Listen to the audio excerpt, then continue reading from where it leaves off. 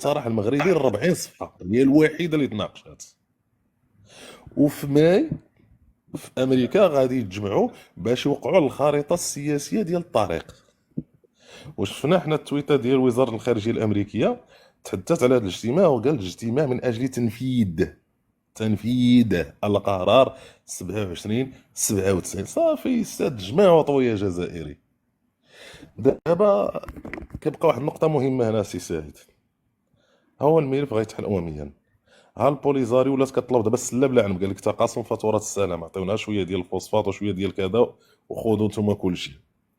ما محل الميليشيات المسلحه من الاعراب اللي كاينه في تندوف؟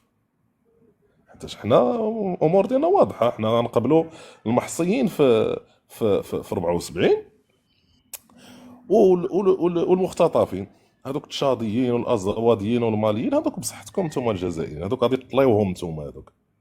راه دابا راه 50 سنه راه كندويو على الجيل الثاني، يعني شي وحدين راه تزادوا وكبروا على ديك الارض، وكبروا على حمل السلاح، كبروا على حمل السلاح. يعني هادو ما غيدخلوش المغرب، هادو غيندمجوا مع الجزائر.